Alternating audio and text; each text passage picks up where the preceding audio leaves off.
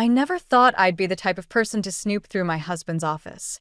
Yet here I was, hands trembling as I held a letter that would shatter everything I thought I knew about my life with Grant. My name is Lila, and until today, I believed I had the kind of marriage other people envied. 15 years together, a beautiful adopted daughter, and a life that looked perfect on paper. But paper, as I was learning, could hide devastating secrets. I hadn't meant to find it. I was just looking for our daughter Avery's immunization records for her school registration when I knocked over a stack of Grant's files.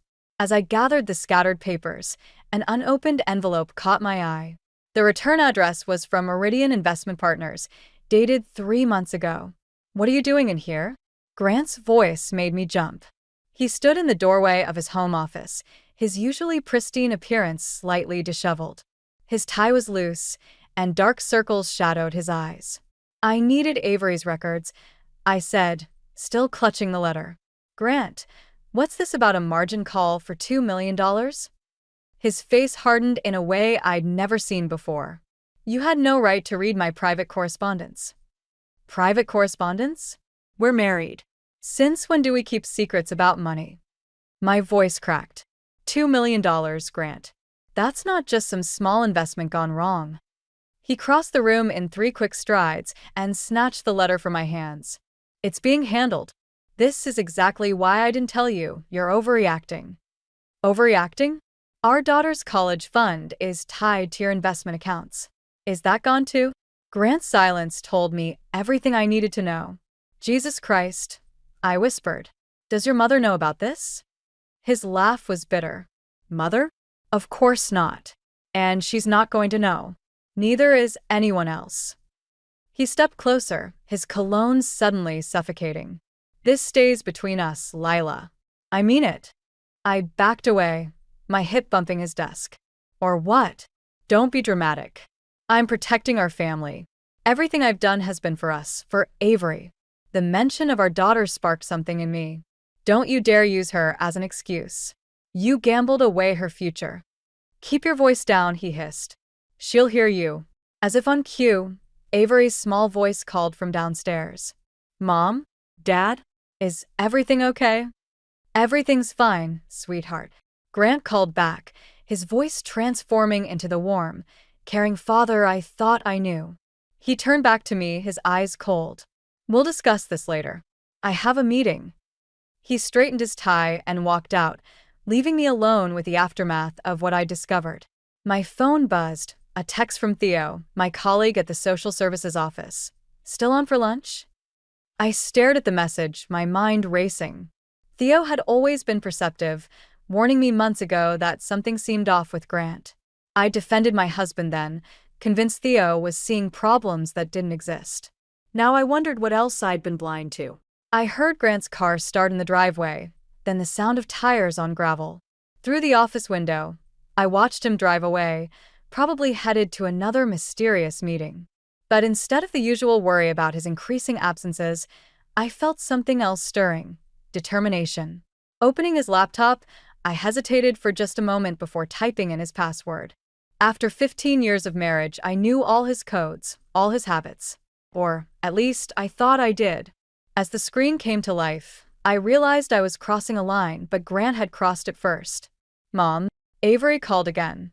"Can you help me with my science project?" "Coming, sweetie," I called back, but my eyes were fixed on a folder labeled Phoenix Initiative. My cursor hovered over it, my heart pounding. Whatever secrets Grant was keeping, whatever he'd done with our money, I was going to find out. Not just for me, but for Avery. She deserved better than a life built on lies. I clicked the folder. The Phoenix Initiative folder was empty. Of course it was. Grant had always been meticulous about covering his tracks, but this time, he'd slipped up with that letter. I spent the next hour combing through his desk drawers until my fingers brushed against something taped underneath. A burner phone. "Lila, darling, where are you hiding?" My mother-in-law's voice sent me scrambling to shove everything back in place. Miriam's heels clicked against the hardwood floors, getting closer. I barely had time to slip the phone into my pocket before she appeared in the doorway, perfectly coiffed as always. "What are you doing in Grant's office?" Her smile didn't reach her eyes. It never did when she looked at me. Just organizing some paperwork, I said, gesturing to the scattered files. You're here early for dinner. Oh, Grant called. He said you were upset about something, so I thought I'd come help smooth things over. She perched herself on the edge of Grant's desk. He works so hard for this family, Lila. Sometimes I worry you don't appreciate that. The burner phone felt like it was burning a hole in my pocket. Did he tell you about the $2 million he lost? Miriam's smile flickered. I'm sure you're exaggerating. Grant knows what he's doing.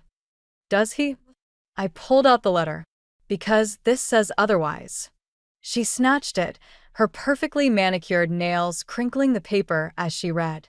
For a moment, her mask slipped, showing genuine shock. Then it was gone. Well, she said, folding the letter carefully, all successful men take risks. That's how they build empires. With other people's money? Don't be crude, Lila. This is exactly why Grant doesn't discuss business with you. You're too emotional. The front door opened, and Avery's voice rang out. Grant, you're here. Miriam's face transformed into genuine warmth as she hurried to greet her granddaughter. I used the moment to slip into the bathroom, pulling out the burner phone with shaking hands. The call log showed dozens of conversations with someone listed only as PI. Mom, Avery called up. Can we have pizza for dinner? Ask your grandmother, sweetie. I'll be down in a minute. I quickly photographed the call log with my own phone, then started checking messages. Most were deleted, but one caught my eye. Meeting confirmed. Bring the rest of the documents. No more excuses. The timestamp was from yesterday. Lila. Miriam's voice carried an edge of command. Come help me with dinner. I returned the burner phone to its hiding place and headed downstairs, finding Miriam already taking charge of my kitchen. Avery sat at the counter, watching her grandmother pull ingredients from the fridge. Pizza's not healthy, Miriam was saying. I'm making your father's favorite casserole. But Mom promised. It's fine, Avery, I interrupted, catching my daughter's disappointed look. We can have pizza another night. Miriam smiled triumphantly. See? Your mother can be reasonable when she tries. My phone buzzed, a text from Theo. You okay? You missed lunch. Before I could respond, Grant walked in.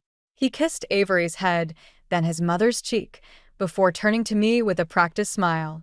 Mother, thank you for coming. I hope you talked some sense into my wife. We were just discussing how hard you work, Miriam said, shooting me a warning look. I felt the weight of their expectations, their assumptions about my role in this family. The burner phone's messages burned in my mind. Whatever Grant was involved in, it was bigger than just lost investments. Actually, I said, meeting Grant's gaze, your mother and I were discussing the Phoenix initiative. The casserole dish slipped from Grant's hands, shattering on the floor. Avery jumped, and Miriam gasped, but I kept my eyes on my husband's face. For just a second, real fear flashed across it. Avery's sweetheart, he said, his voice tight. Why don't you go upstairs and start your homework? But dinner. Now, please. As our daughter trudged upstairs, Grant turned to me, all pretense gone from his expression. Where did you hear that name? I smiled, channeling Miriam's perfect mask. Maybe we should discuss this after dinner. As a family. The game was changing, and for once, I had the upper hand. I just hoped I was ready for whatever came next. I followed Grant's silver Mercedes through downtown, keeping 3 cars between us. After that tense dinner 2 nights ago, he'd grown more secretive, but also sloppier. He hadn't noticed me watching him punch in the code for a new burner phone, or realized I'd installed a tracking app on his regular cell for emergencies. The Mercedes pulled into the parking lot of the St. Regis Hotel. Of course, somewhere expensive and discreet. I parked across the street, watching Grant check his reflection in the lobby's glass doors before heading inside. My phone buzzed. Theo, you sure about this? I can call in an anonymous tip instead. I texted back, I need to see for myself. The hotel's air conditioning hit me like a wall as I entered. Grant's voice drifted from the bar, that familiar laugh he used when charming clients. I slipped into a booth, hidden behind a large potted plant, and finally saw who he was meeting. She was younger than me, maybe early 20s, with perfectly styled dark hair and an expensive suit. But it was her expression that caught my attention, not flirtatious, but worried. She kept glancing around nervously. "The investors are getting impatient, Grant," she said, her voice barely carrying to my hiding spot. "They want their money back. Patricia, relax.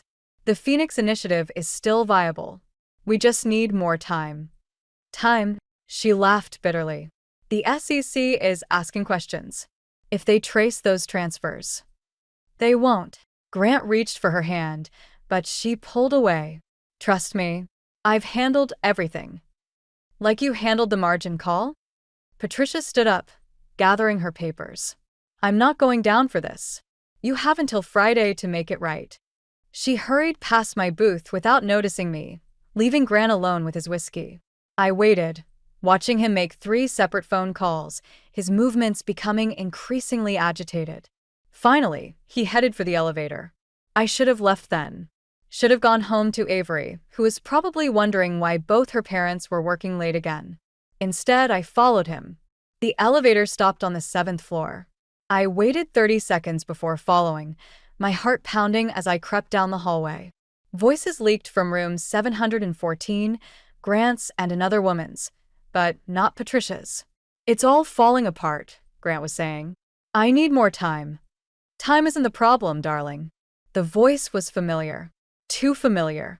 "Money is. And I know just how to get it." I pressed closer to the door, my blood running cold as I recognized Miriam's voice. "Mother, no. The house is in both our names. Lila would have to sign off. Then make her sign. You've managed her this long, haven't you? Unless." Miriam paused. "Has she found something?" "She mentioned Phoenix Initiative at dinner." "I don't know how." "Then we have no choice. I'll make the calls tonight. By morning, every cent in your joint accounts will be gone. We'll tell her it was hackers or market volatility. She's naive enough to believe it. And Avery's college fund? Collateral damage. Really, Grant, you're too sentimental.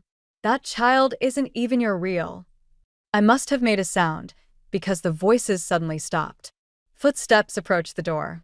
I ran, not caring about the noise, making it to the stairwell just as the door opened. I took the stairs 2 at a time, my mind racing faster than my feet. They were planning to steal everything. Not just my money, but Avery's future. And Miriam's comment about Avery not being real, as if adoption made our daughter somehow less worthy of protection. In the parking lot, I sat in my car, hands shaking as I pulled out my phone. The recording app was still running, having caught every word. I had evidence now, not just suspicions. But evidence of what? How deep did this Phoenix Initiative go? My phone buzzed with a text from Grant. "Working late. Don't wait up." Another text followed, this one from an unknown number. "Back off, or your daughter loses everything." P.I. They were threatening Avery now. Fine. If they wanted to play hardball, I could play too. I started my car, but instead of heading home, I drove toward the one person I knew could help me understand what I'd stumbled into. Theo had connections in the SEC. It was time to use them. Theo's apartment was exactly what you'd expect from a career social worker, cramped, cluttered, and filled with case files. He listened without interrupting as I played the hotel recording, his expression growing darker with each word. "This isn't just fraud anymore," he said, pulling out his laptop. "The Phoenix Initiative, I've heard whispers about it at the SEC. They think it's connected to something bigger. Bigger than stealing $2 million? Try 20 million. He turned the screen toward me. "Your husband's company isn't just losing money, they're laundering it. And that woman, Patricia? She was found dead in her apartment an hour ago." The room seemed to tilt. What? Apparent suicide, but Theo's phone buzzed. He checked it, then cursed. "Your accounts, check them now." My banking app showed all zeros. Every account, emptied. Even Avery's college fund, just like they'd planned. My hands started shaking. "I have to get home." "Avery is at your neighbor's house, remember? Tuesday night dance class." Theo grabbed his keys. "I'm coming with you." "No, I need you to make those SEC calls." Find out what else Grant's involved in. I stood up, steadying myself. I can handle my husband, Lila. Theo caught my arm. Grant isn't just your husband anymore. He's a suspect in a federal investigation. And now possibly murder. My phone lit up with Grant's face. I answered on speaker. Where are you? His voice was too calm. Mother's trying to reach you. I'm handling a work emergency. Is everything okay? Oh, everything's fine. Except someone accessed my private files today. You wouldn't know anything about that, would you? I met Theo's eyes. No, why would I? Interesting. Because Avery mentioned seeing you follow my car earlier. My blood ran cold. Is she okay? She's fine. Mother picked her up early from dance. We're all having a lovely dinner. You should join us. The threat was clear. Come home, or you won't see your daughter. I'll be there in 20 minutes. Perfect. Oh, and Lila? Leave your phone here. Family dinner should be private, don't you think? The line went dead. You can't go, Theo said. Let me call and back up. They have my daughter. I pulled out my phone, quickly forwarding the recording and account screenshots to his email. If I don't show up alone, they'll disappear with her. You know they will. Then, what's your plan? I opened my purse, showing him Grant's burner phone. They think they're the only ones who can play dirty. Time to prove them wrong. Theo grabbed a business card from his desk. My friend at the SEC. Call her the moment you're safe. The drive home felt surreal. Our house glowed with warm light, looking like the perfect family home we'd pretended to be. Through the dining room window, I could see them. Grant at the head of the table, Miriam beside him, and Avery, my beautiful daughter, pushing food around her plate. My phone buzzed one last time, an email notification. Theo had found something about Phoenix Initiative. I forwarded it without reading it, then deleted everything. Whatever happened next, I needed evidence somewhere safe. Taking a deep breath, I walked to my front door. Before I could reach for my keys, it swung open. Grant stood there, smiling that perfect smile that used to make me feel safe. Welcome home, darling. Mother made your favorite lasagna. Did she? I stepped inside, my heart racing as the door closed behind me. That's so thoughtful. Isn't it? His hand gripped my arm, steering me toward the dining room. Family should always come first. Don't you agree? I caught Avery's eye as we entered. She looked scared, but trying to hide it, just like her mother. Absolutely, I said, taking my seat. Family is everything. Miriam raised her wine glass. To family. I raised mine too, watching the red liquid catch the light. Somewhere in the city, Theo was making calls. Evidence was building. All I had to do was keep my family safe for one more night. To family, I echoed and took a sip. The manila envelope sat heavy in my lap as I waited in Grant's office parking lot. Inside were divorce papers, custody agreements, and printouts of every damning email Theo's SEC contact had sent me. It had been 3 days since that horrible family dinner, 3 days of playing the dutiful wife while gathering evidence. Grant's Mercedes pulled into his reserved spot. Showtime. We need to talk, I said, stepping out of my car. He didn't look surprised to see me. Let me guess, another conversation about trust? About Patricia Martinez's suicide, actually. His step faltered. Just slightly, but enough. I read about that. Tragic. Interesting timing, though. Right after she threatened to expose Phoenix Initiative. I followed him into the building. Did Mother help with that too? He jabbed the elevator button harder than necessary. Careful, Lila. You're starting to sound paranoid. The elevator doors closed, trapping us together. I pulled out the papers. I want full custody of Avery. Excuse me? Sign these, and I won't send copies to the SEC. His laugh was cold. You're bluffing. Like Patricia was bluffing? The elevator stopped at his floor. I wonder if she left a note. Grant grabbed my arm, dragging me into his office. You have no idea what you're dealing with. Actually, I do. I broke free, dropping the envelope on his desk. 20 million in laundered money. Shell companies. And now a dead whistleblower. You've been talking to Theodore Ramirez. He sat behind his desk, suddenly calm. Did he tell you what happened to his last informant? My phone buzzed. A text from an unknown number. Avery's safely picked up from school. Where is she? My voice shook. With mother, enjoying grandmother-granddaughter time. Grant opened the envelope, scanning the papers. You know, I always admired your dedication to lost causes. It's what makes you such a good social worker. She's my daughter. Is she? He pulled out his phone, showing me a video call with Miriam. Avery sat beside her, doing homework. Legal adoption is such a complex process. So much paperwork. Sometimes things get misplaced. The room spun. What did you do? Nothing yet.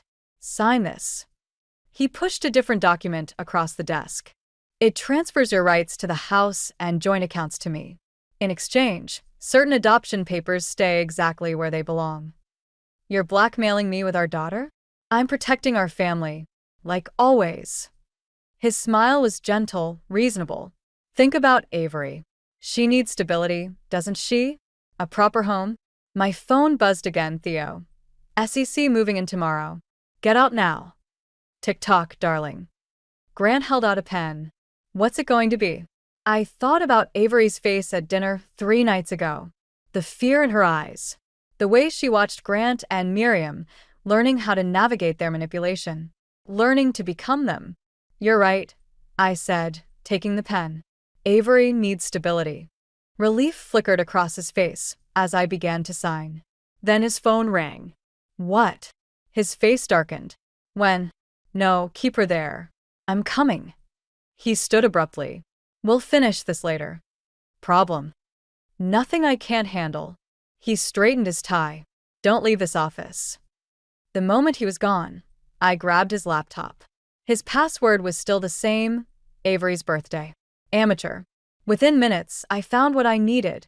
Emails about Phoenix Initiative, transfer records, and something unexpected, messages about Patricia's accident. I forwarded everything to Theo, then pulled out my second phone, the one Grant didn't know about. Is she safe? Yes, Theo replied. Got her out during lunch. She's with my sister. Footsteps approached. I quickly closed the laptop as Grant burst back in, his face livid. Where is she? Where's who? I stood, backing toward the door. Your mother? Patricia's ghost? Our daughter? You think this is a game? He advanced on me. You have no idea what these people are capable of. No, I said, holding up my phone, showing him the video I'd just sent to the SEC. But they're about to find out what I'm capable of. The sound of sirens filled the air outside. Grant's face went pale as he realized I hadn't been signing away my rights. I'd been signing his confession. The house looked different in the harsh morning light, all its perfect edges sharp and threatening. 2 police cars still sat outside, their lights off but their presence a warning. Grant had been arrested yesterday, but Miriam was still inside, and I needed to get Avery's things. You don't have to do this alone, Theo said from the driver's seat. Yes, I do. I unbuckled my seatbelt. Stay with Avery. She needs consistency right now. The front door opened before I could reach it. Miriam stood there, immaculate as always, but something had changed in her eyes. Come to gloat, she asked. I came for Avery's belongings. She stepped aside, watching me enter like a hawk studying prey. The house smelled of bleach, Miriam's stress-cleaning habit in full force. You've destroyed this family, she said, following me upstairs. Was that your plan all along? Worm your way in, then tear everything down. I pushed open Avery's door, fighting back nausea at the sight of her empty bed. You and Grant did that yourselves. We gave you everything. A home, a family, a child you couldn't have on your own. My hands shook as I packed Avery's favorite stuffed animals. You gave me lies. Grant's under investigation for murder, and you're probably next. Is that what you think? Miriam's laugh was brittle. The police just left. Apparently, all the evidence on Grant's computer was corrupted. Such a shame. I froze. What? And those adoption papers you were so worried about? They're perfectly legal now. Amazing what good lawyers can accomplish overnight. The room spun. Everything I'd gathered, all the evidence. Don't look so devastated, Miriam said. Grant will be out by evening. The Phoenix Initiative has very powerful friends. You're lying. Check your phone. A news alert lit up my screen. Key evidence in financial fraud case corrupted. Suspect released pending investigation. No, I whispered. Oh, yes. Miriam picked up one of Avery's drawings from her desk. You know what's interesting about phoenix birds? They always rise from the ashes. Unlike social workers who make enemies of the wrong people. My phone buzzed again, Theo. Something's wrong. Police at the house. They have questions about your involvement. What did you do? I demanded. Me? Nothing. But it seems someone used your credentials to access confidential financial records. And poor Patricia's medical history. Miriam's smile was venomous. Grant may have been sloppy, but I've been playing this game longer than you've been alive. Heavy footsteps echoed downstairs. Male voices called out, official and demanding. That'll be the detectives, Miriam said. They have some concerns about your relationship with Theodore Ramirez. All those late-night meetings, secret phone calls. What would child services say about such unstable behavior from an adoptive mother? The room closed in around me. Everything I'd done to protect Avery was being twisted, used against me. You can't. I can do anything I want. Miriam stepped closer. But I'm giving you a choice. Leave now. Walk away from Avery, from all of this. Start fresh somewhere far away. Or stay and fight. Watch them tear apart your life, your career, your reputation. Watch Avery learn what it means to have a mother who chose revenge over family. The footsteps reached the top of the stairs. Tick-tock, Miriam whispered. What's it going to be?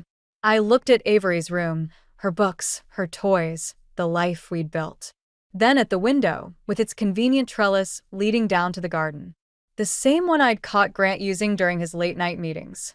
You're right about one thing, I said, moving toward the window. A phoenix does rise from the ashes. Running away then? How disappointing. I turned back, meeting her triumphant gaze. No. I'm going to burn everything down first. The door burst open as I swung out onto the trellis. Let them chase me. Let them think they'd won.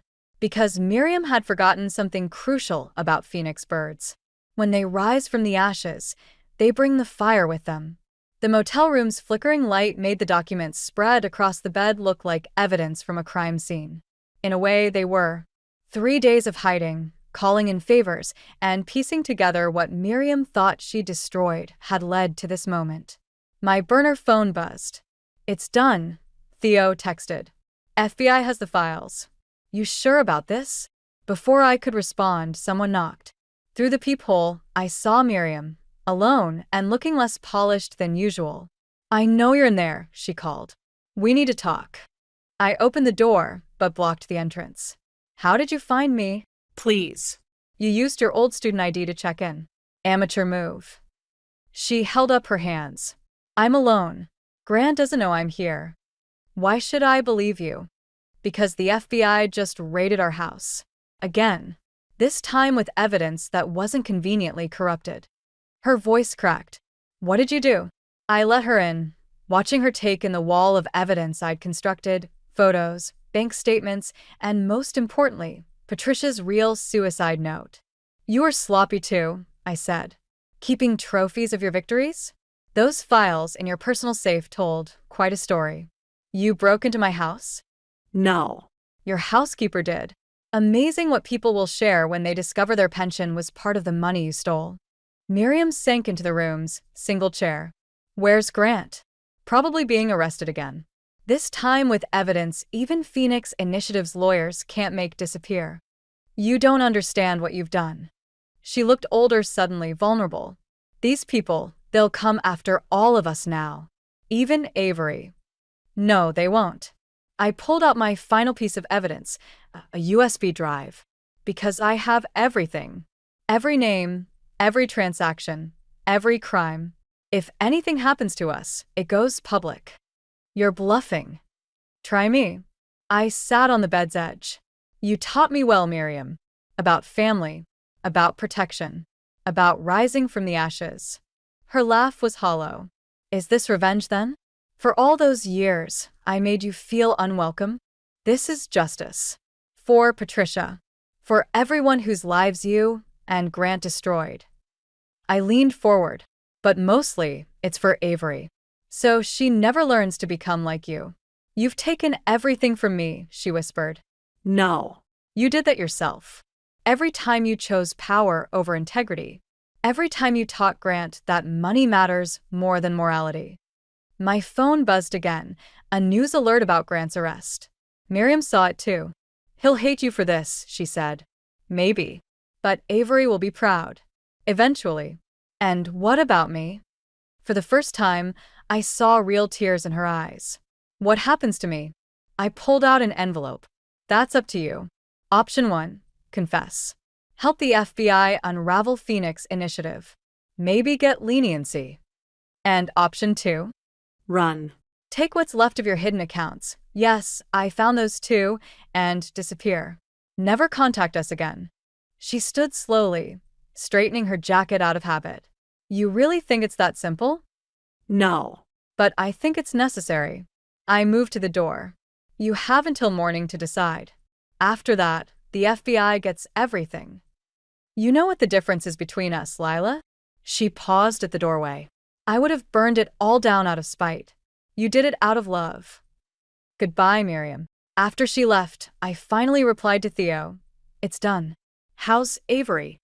Drawing pictures of her brave mom. You coming home soon? I looked at the wall of evidence, at the ruins of the perfect family facade we'd maintained for so long. The truth had cost us everything, but it had also set us free. Yes, I texted back. We're going home. My phone lit up with another news alert. Financial empire crumbles.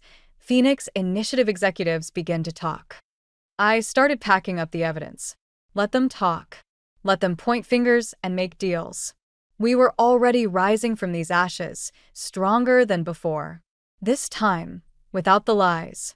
6 months later, I stood in our new apartment's living room, watching Avery arrange her art supplies on her dedicated desk. The space was smaller than our old house, but somehow it felt bigger, maybe because it wasn't filled with lies. Mom, look. Avery held up her latest drawing. It's us at the park. I crossed the room to examine her work. The stick figures were smiling, holding hands beneath a yellow sun. No mansions, no perfect facades, just joy captured in crayon strokes. The doorbell rang. Theo stood outside with a newspaper. Thought you might want to see this. The headline read, Phoenix Initiative Masterminds Plead Guilty. Below is a photo of Grant being led into court, Miriam notably absent from his side. Have you heard from her? Theo asked quietly. I shook my head. After our motel confrontation, Miriam had chosen option 2, disappearance.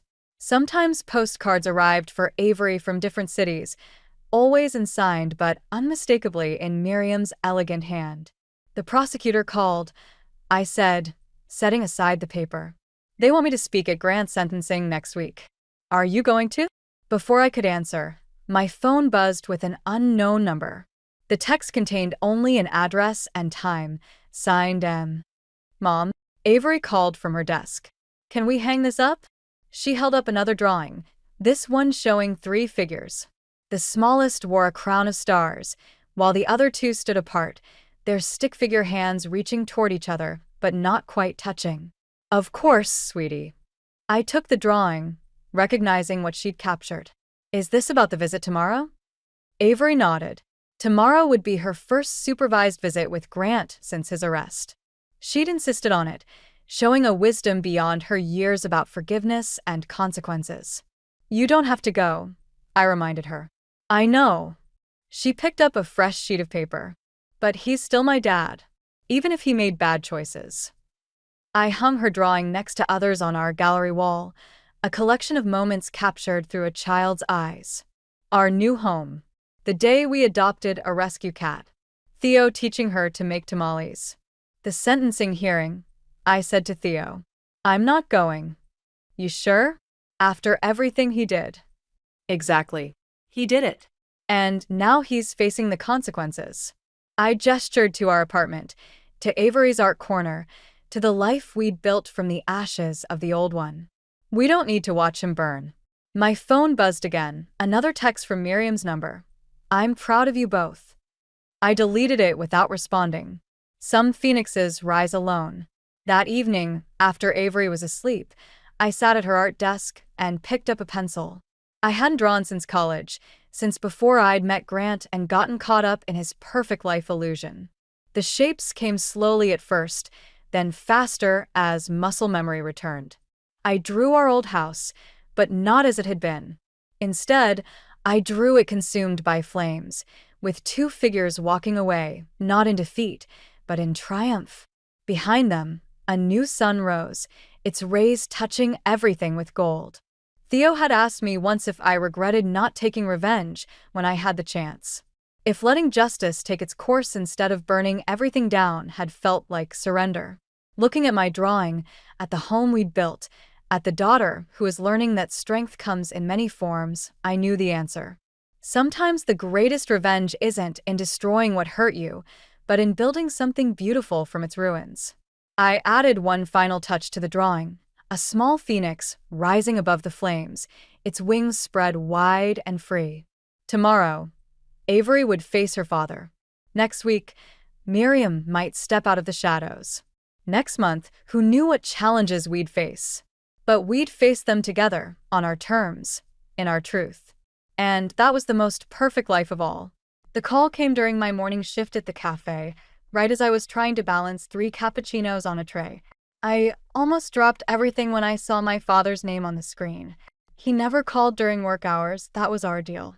My heart started racing before I even answered. My name is Alara, and until that morning, I thought I had my life pretty well figured out. Junior year of college, decent grades, and a part-time job that kept me in coffee and textbooks. Sure, things weren't perfect, but they were stable. At least that's what I thought. Hello. I tucked the phone between my ear and shoulder, setting down the drinks at table 7. It wasn't my father's voice that responded. Alara, dear. The saccharine tone of my stepmother, Serafina, made my stomach clench. I hope I'm not interrupting anything important. I'm at work, I said, trying to keep my voice neutral. 3 years of practice had taught me how to handle these conversations. Is everything okay with Dad? Oh, your father is fine. She paused, and I could practically see her perfectly manicured nails drumming against our kitchen counter. I'm calling about the monthly support payments. The world tilted slightly. Those payments were my lifeline, covering rent, utilities, and part of my tuition. Dad had promised they'd continue until I graduated, his way of supporting my decision to live off campus. What about them? Well, dear, we've had some unexpected expenses come up. Your father and I have been discussing our finances, and we've decided it's time for you to become more independent. The payments will stop at the end of this month.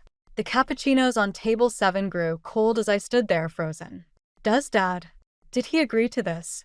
Of course he did. He's very proud of how responsible you've become. We both think you're ready to handle things on your own. My coworker Jude caught my eye from behind the counter, pointing at the growing line of customers. I held up one finger, trying to process what I was hearing. Can I talk to Dad? He's in meetings all day, very busy with the new project. Serafina's voice softened with false sympathy. I know this might seem sudden, but you're a big girl now. 21 is plenty old enough to stand on your own 2 feet. I wanted to scream that this wasn't about age. It was about promises, about trust, about the agreement Dad and I had made before I chose my college and mapped out my future. Instead, I swallowed hard and said, right? Thanks for letting me know. I'm so glad you understand. Oh, and Alara. Her tone shifted slightly, almost triumphant. We'd appreciate it if you didn't bother your father about this. He's under enough stress as it is. The line went dead before I could respond. I stared at my phone, noticing my hands were shaking. Earth to Alara. Jude appeared beside me, coffee pot in hand. You okay? You look like you just saw a ghost. I'm fine, I said automatically, but my voice cracked on the second word. Yeah, and I'm the Queen of England. He studied my face. Take 5 minutes. I'll cover your tables. I retreated to the break room, did some quick math on my phone's calculator, and felt my chest tighten. Even with my cafe wages, I'd be short on rent next month. Tuition payments loomed like storm clouds on the horizon. As I splashed cold water on my face, I caught my reflection in the bathroom mirror. Something in my expression had changed, hardened. Maybe. Dad might have agreed to cut me off, but I knew Serafina's fingerprints were all over this decision. The same way they'd been all over every major change in our family for the past 3 years. Fine. If she wanted me to be independent, I'd show her independent. But first, I needed to figure out what was really going on with Dad's finances and why Serafina was so eager to keep me from talking to him about it. I pulled my hair back into a tight ponytail and straightened my apron. I had 4 hours left in my shift to start planning my next move. And for the first time since Serafina entered our lives, I felt something beyond hurt and confusion. I felt angry.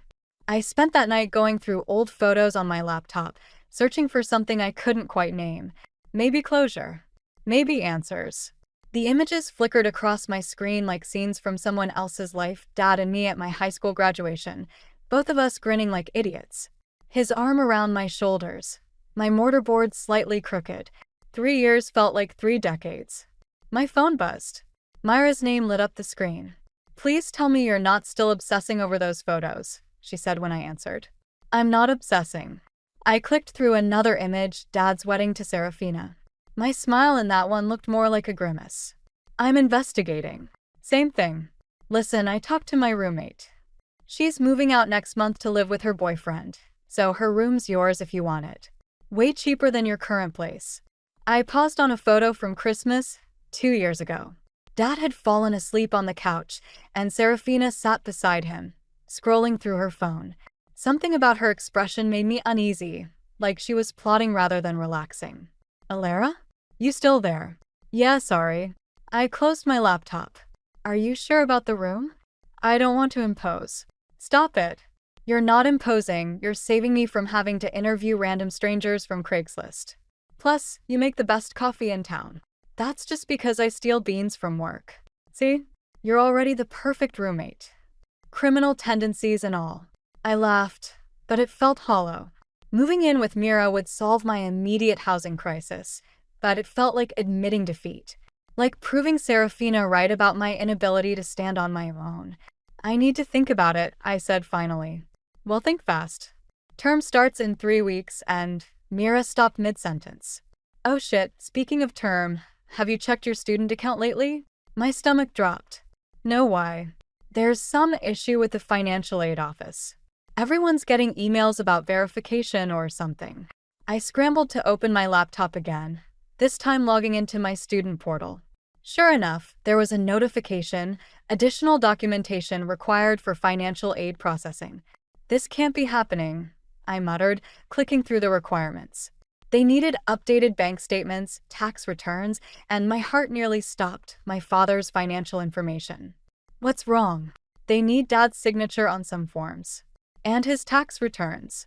I ran a hand through my hair, tugging at the roots. "How am I supposed to get those without telling him what's happening?" "Maybe this is a sign that you should tell him." "You don't understand. If I tell him, Serafina will twist it around somehow. Make it seem like I'm being ungrateful or trying to cause problems." I thought about the way she looked at me during that last family dinner.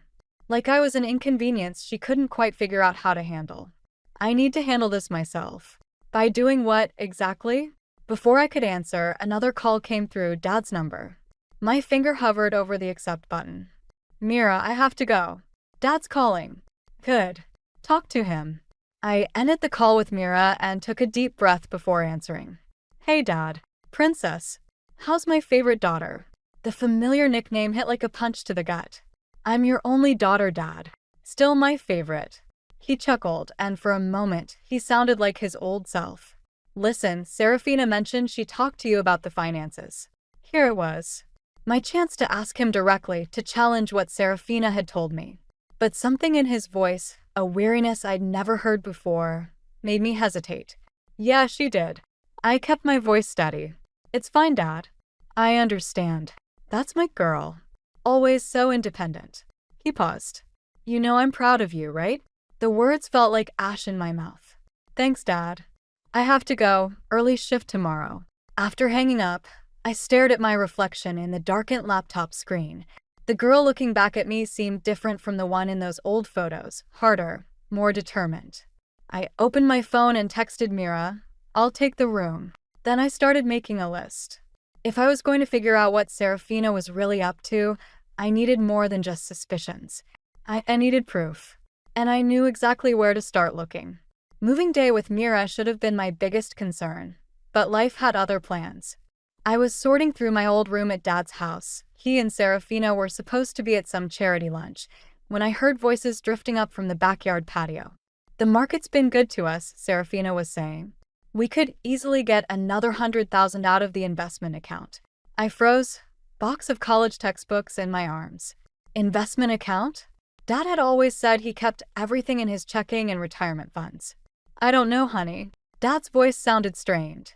"That money was meant for what? Alara?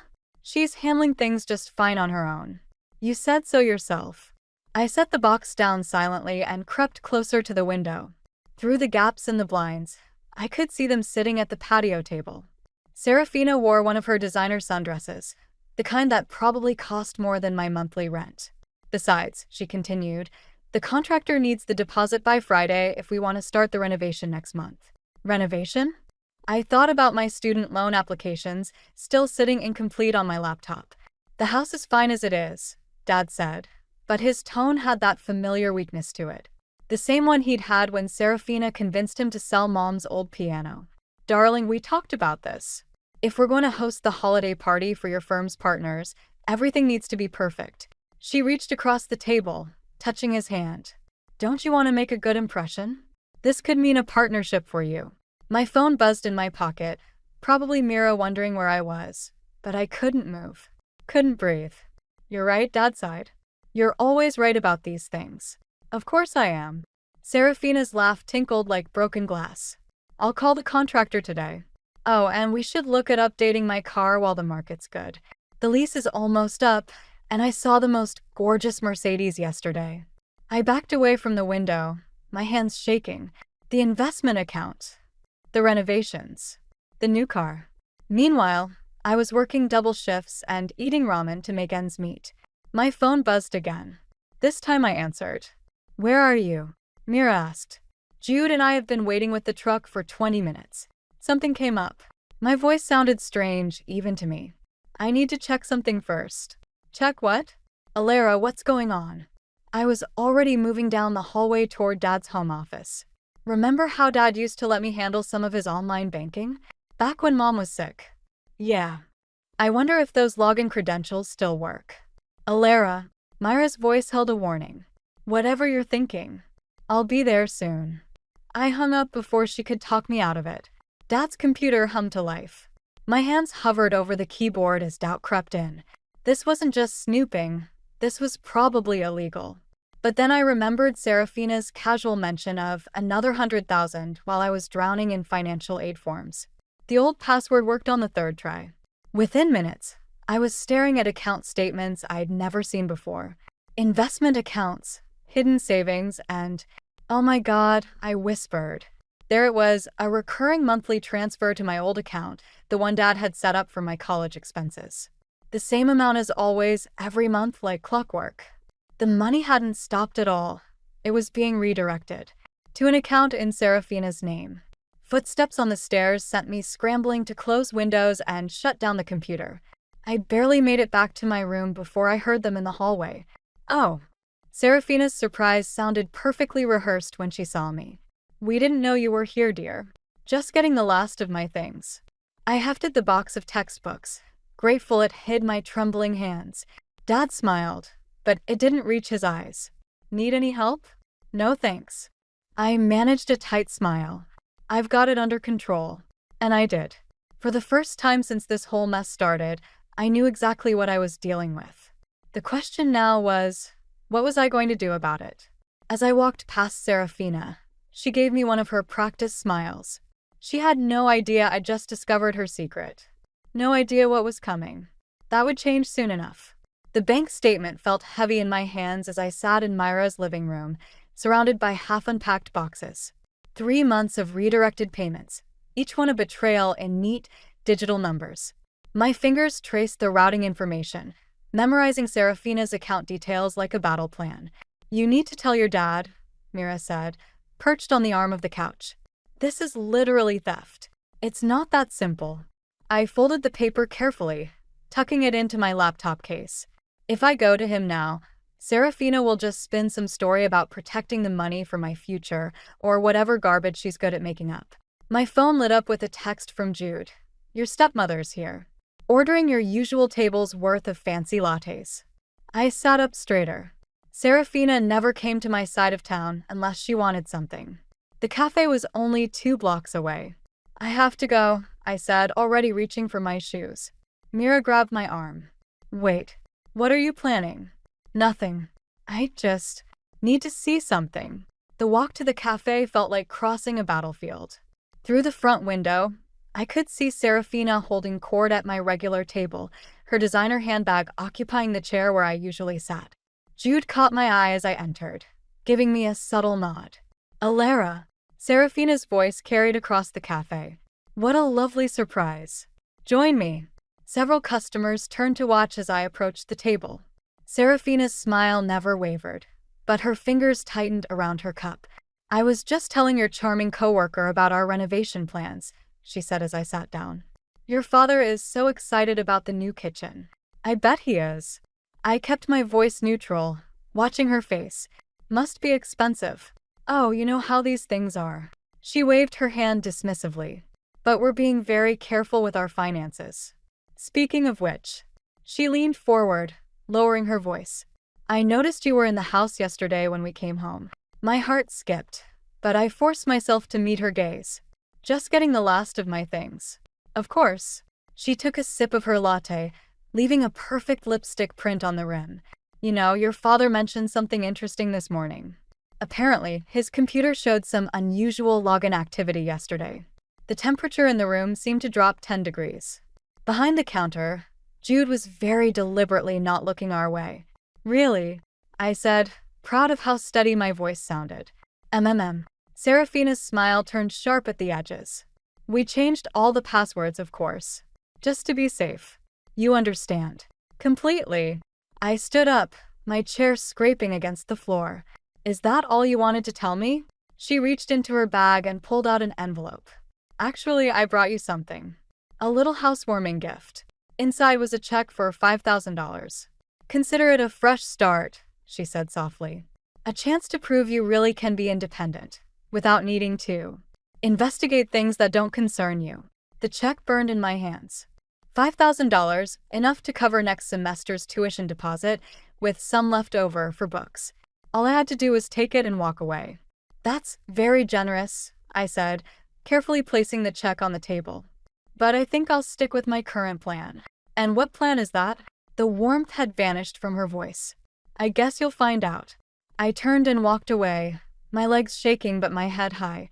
Behind me, I heard the sharp click of Serafina's heels as she stood. "Your father won't believe you," she called after me. "He never does." I paused at the door, looking back at her perfectly composed face. "We'll see about that." Outside, the afternoon sun felt too bright, too harsh. My phone buzzed with a text from an unknown number. "Smart girl. But this won't end well for anyone. Think about your father." I took a screenshot of the message before blocking the number. Serafina thought she was warning me off, but she just made a crucial mistake. She'd shown me she was scared. Now I just had to figure out exactly what she was scared of. I found the first letter while helping Jude sort through old mail at the cafe. It was addressed to my father, postmarked 3 months ago, from his company's accounting department. My hands trembled as I slid it into my apron pocket. "You know that's a federal offense, right?" Jude said, but his eyes were kind. "Added to my growing list of crimes." I tied my hair back, preparing for the morning rush. "Did you know Serafina's been coming in every day this week?" "Yeah, always when you're not here. Asking weird questions about your schedule, your friends." He hesitated. "Your dad came in yesterday too." My stomach lurched. "What? Why didn't you tell me?" "Because he looked terrible, Alara. Like he hasn't slept in days. He kept asking if you seemed okay, if you needed anything." The morning crowd started filtering in before I could respond. As I worked the espresso machine, my mind raced. Dad never came to this part of town unless he had to. And he definitely never checked up on me through other people. During my break, I opened the letter. Inside was a notice about unauthorized changes to Dad's retirement account beneficiaries. All funds had been redirected to a single beneficiary, Serafina. My phone buzzed a text from Mira. 911. Your stepmom's at our apartment. I nearly dropped the phone. What? Why? Says she's dropping off more of your stuff. But she's just sitting here, asking questions about your classes, your study habits. It's creepy. Don't tell her anything. I'm on my way. Wait, there's something else. She mentioned your mom. I froze halfway through untying my apron. What about her? Something about your mom's old medical bills. Said your dad's still paying them off. That couldn't be right. Mom's insurance had covered everything. I'd helped with the paperwork myself. Get her out of there, I texted back. I don't care how. Just get her to leave. Alara. Jude's voice made me jump. He was holding out a fancy envelope. She left this for you this morning. Said it was important. Inside was an invitation to Dad's firm's holiday party, scheduled for next month. A handwritten note in Serafina's elegant script read, "Families should stick together. Last chance to make the right choice." I need to leave early, I said, crumpling the invitation. Already cleared it with management. Jude grabbed my bag from under the counter. But first, there's something you should see. He pulled up a social media post on his phone, a photo from one of Dad's colleagues.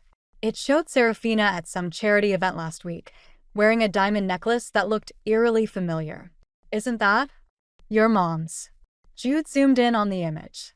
You showed me a picture once, remember? The necklace had been my grandmother's, passed down to Mom. Dad had kept it in his office safe after she died, promising it would be mine someday. My vision blurred. She's not just stealing money. She's erasing everything. What are you going to do? Before I could answer, my phone lit up with a call from Dad. As I stared at his name on the screen, another text from Mira came through. She's going through your room, looking for something specific. The letter about the retirement account felt heavy in my pocket. Whatever Serafina was searching for, she was getting desperate. And desperate people made mistakes. I'm not answering, I said, declining Dad's call. Not yet. Alara. Jude's voice held a warning. I know what I'm doing. I hoped I sounded more confident than I felt. She wants to play family? Fine. Tell her I'll be at the holiday party. And then what? I thought about Mom's necklace, about the redirected payments, about Dad's exhausted face asking strangers if I was okay. Then I show everyone exactly who Serafina really is. I grabbed my bag and headed for the door, starting with what's in that safe. As I left, my phone buzzed one final time. A text from an unknown number. You're just like your mother. She didn't know when to stop either. The threat was clear. But Serafina had made a crucial mistake. She'd mentioned Mom's medical bills, files I knew better than anyone. Now I just had to prove what I'd suspected all along. Those bills she claimed Dad was still paying didn't exist at all. The hospital records were gone. Not just misplaced or misfiled, completely erased from the system. I sat in my old volunteer coordinator's office, staring at the empty search results on her computer screen. I'm sorry, Alara, Susan said, genuine concern in her voice. The records from your Mother's Day should be here, but... She gestured helplessly at the screen. It's like they never existed. My hands clenched in my lap. When was the last system update? 3 months ago. She checked her calendar. Right after that new privacy compliance initiative. The same time Serafina had started redirecting Dad's payments. The same time she'd begun talking about Mom's supposed ongoing medical bills. My phone buzzed, Dad calling again. 4th time today. I silenced it just as Myra's text came through. Police just left our apartment. Someone reported suspicious activity. The fluorescent lights suddenly felt too bright, the office too small. Thanks, Susan. I need to go. Outside, the November wind cut through my jacket. I'd spent my entire weekend searching for proof, bank statements, insurance records, anything to show what Serafina was really doing with Dad's money. But she'd been thorough, erasing evidence faster than I could find it. My phone rang again. Jude this time. She's here, he said without preamble. At the cafe. With your dad. My heart stopped. What? They're asking about you. About whether you've seemed unstable lately. She's showing him something on her phone, texts, or emails, I think. Of course. All my desperate searches, my clumsy attempts at investigation. She'd been tracking everything, building her case while I built mine. Don't go back to your apartment, Jude continued. Mira says they took your laptop. They what? My voice cracked. All my screenshots, the bank statements, the letter about the retirement account, everything was on that laptop. Your stepmom suggested it. Said she's worried about your mental health, that you've been obsessing over conspiracy theories about her. I leaned against a nearby wall, suddenly dizzy. What did Dad say? He looked convinced. Alara, I think you need to. The call dropped. My phone screen went black, then lit up with a final message from an unknown number. Check your bank account. With trembling fingers, I pulled up my banking app. My modest savings, my carefully budgeted checking account, both completely empty. A single transaction note appeared on each. Account frozen pending investigation. My vision blurred. Without that money, I couldn't pay for next semester. Couldn't buy groceries. Couldn't even buy a bus ticket home if I wanted to. A new text from Mira. They're saying you hacked your dad's accounts. That you're the one who's been stealing money. Serafina has proof. Of course she did. She'd probably been planning this since the day I discovered those transfers, waiting for me to make exactly these moves. Every attempt I'd made to expose her had only given her more ammunition. My phone rang one final time, Dad again. This time I answered. Princess. His voice was soft, worried. We need to talk about what's been going on.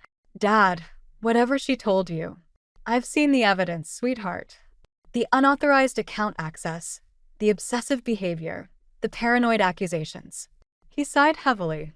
I know losing your mom was hard, but this isn't the way to handle it. This isn't about Mom. But even as I said it, I realized that's exactly what Serafina wanted him to think, that I was just a grieving daughter. Lashing out at my stepmother, inventing conspiracies to cope with loss. Come home, he said. We'll get you help. There's a great therapist that Serafina knows. I hung up, sliding down the wall until I hit the sidewalk. She'd won.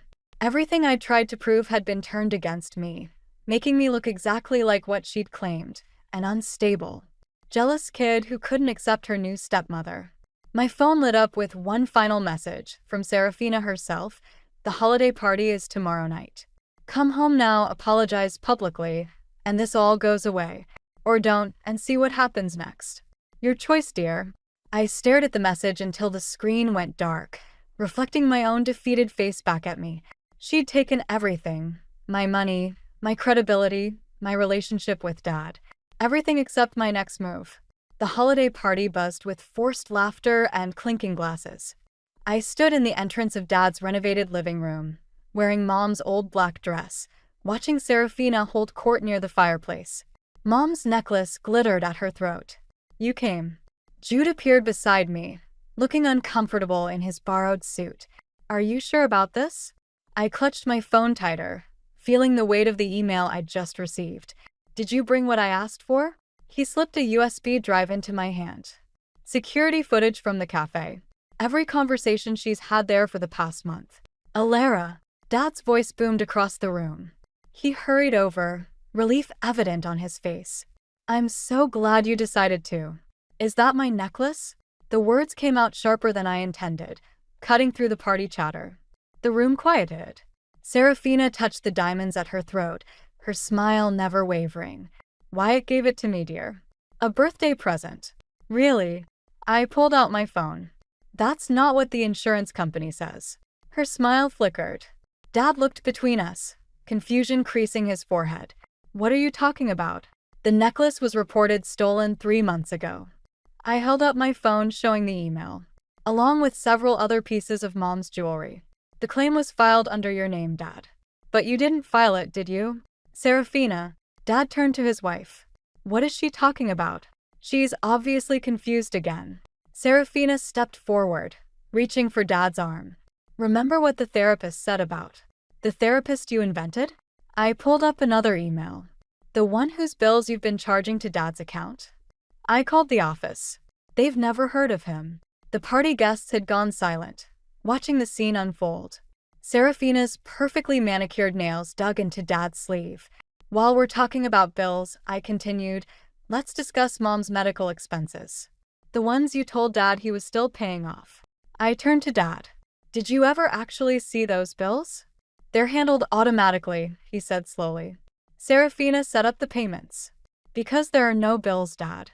I have proof from the hospital. Everything was paid in full before Mom died. The money's been going somewhere else. Enough. Serafina's voice cracked like a whip. Wyatt, she's clearly having another episode. We should. Should what? I stepped closer. Call the police? Like you did yesterday? Funny thing about that, they're very interested in the fraud complaints I filed this morning. Especially the part about you impersonating Dad to redirect his accounts. Dad pulled away from Serafina, his face ashen. What accounts? Show him, I told Jude. He connected the USB drive to the TV, pulling up security footage from the cafe. There was Serafina, clearly visible, using Dad's phone to access his banking app while he was in the bathroom. You don't understand, Serafina said, but her composure was cracking. I was protecting us, building a future. By stealing my college fund? By having my accounts frozen. The anger I'd been holding back finally broke through. By wearing my dead mother's jewelry while telling Dad I'm crazy? Wyatt, she turned to my father, desperate now. I can explain everything. The money's still there, Just what? Dad's voice was quiet, dangerous. Just stole from my daughter? Just lied about my late wife's medical bills? Just tried to convince me our child was mentally ill. The necklace at Serafina's throat suddenly looked like a noose. She reached for the clasp with trembling fingers. Keep it, I said coldly. The police will want it as evidence anyway. The sound of sirens filtered through the party's stunned silence. Serafina's face went pale. I did everything for us, she whispered, but she wasn't looking at Dad anymore. She was looking at me. You have no idea what it's like to have nothing. To need to protect yourself. You're right, I said. I don't know what that's like. But I know what it's like to lose everything. And now, so will you. The police entered as Serafina sank into a chair, her perfect world crumbling around her. Dad moved to stand beside me, his hand finding mine for the first time in years. The necklace caught the light one last time as they led her away, diamonds sparkling like tears. Spring came early that year. I sat in Dad's garden, watching him struggle with Mom's old rose bushes. 3 months had passed since Serafina's arrest, but some wounds were still fresh. You're doing it wrong, I said, moving to help him with the pruning shears. Mom always cut at an angle, remember? He handed me the tools without argument. We worked in comfortable silence until his phone buzzed. Another email from Serafina's lawyers. They're offering a plea deal, he said, not looking up from the roses. She'll return everything she took, plus interest. In exchange for what? We dropped the additional fraud charges. Let her serve a shorter sentence. He pulled a worn envelope from his pocket. She wrote you a letter. I stared at the envelope, dirt under my fingernails, remembering how Serafina's perfectly manicured hands had once held Mom's necklace. Did you read it? No. But her lawyer mentioned. He hesitated. She grew up in foster care, aged out of the system with nothing. Apparently, she's been running similar schemes for years, always targeting widowers with college-aged kids. The letter felt heavier than paper should. That doesn't make it okay. No, it doesn't. Dad touched one of Mom's roses. But it might help explain some things. My phone chimed an email notification. I'd been getting a lot of those lately, ever since the story broke. Local newspapers loved the drama. Wealthy widow's daughter exposes stepmother's fraud ring. The university had even featured me in their alumni newsletter after I won the emergency scholarship. Jude asked me out, I said suddenly, surprising myself. For coffee. Somewhere that isn't the cafe. Dad smiled, oh, a real smile, like the ones from before. Smart boy. Took him long enough. I haven't said yes yet. But you will. He gestured at the garden. You're your mother's daughter. You never could resist fixing broken things. I looked down at Serafina's letter, still unopened. Some things can't be fixed, Dad. No, he agreed. But they can be understood. Sometimes that's enough. Later that evening, I sat in my new apartment, a small studio I could afford with my reinstated college fund and cafe wages, and finally opened the letter. Serafina's elegant handwriting filled the page. Dear Alara, You remind me so much of myself at your age. The determination. The need to protect what's yours. I saw it the moment we met, and it terrified me. I thought I could control you the way I controlled everything else in my life. I was wrong. I won't ask for forgiveness. What I did to you, to your father, to the memory of your mother, it's unforgivable. But I want you to know that the fear never goes away. The fear of losing everything, of returning to nothing. I thought having money would fix it. I was wrong about that too. You're stronger than I ever was. You fought for your family instead of trying to replace it. Keep fighting. Yes. I folded the letter carefully and reached for my phone. Jude's number was still up on the screen, waiting for my response about coffee. Hey, I typed. Tomorrow works. But not at our cafe. I know a better place. The garden center down the street had a small coffee shop. Mom used to take me there when I was little, letting me pick out seeds for our section of the garden. Dad had forgotten about it over the years, but I hadn't. Maybe it was time to plant something new. My phone buzzed again, Mira this time, asking if I was still coming to her graduation party next week. Then another text from Dad, found Mom's old gardening journal. Want to help me restart her butterfly garden? I looked around my small apartment, at the potted plants on every windowsill, at the framed photo of Mom and me in her garden, at the future I was finally building for myself. Yes, I replied to both messages. Some things couldn't be fixed, but others could grow back stronger if you knew how to tend them. Mom had taught me that, long before Serafina tried to make me forget. I placed the letter in my desk drawer, next to the scholarship certificate and the cafe's security footage. Reminders, not of what I'd lost, but of what I'd fought to keep. Tomorrow, I'd plant roses with Dad. But tonight, I had some seeds of my own to sow.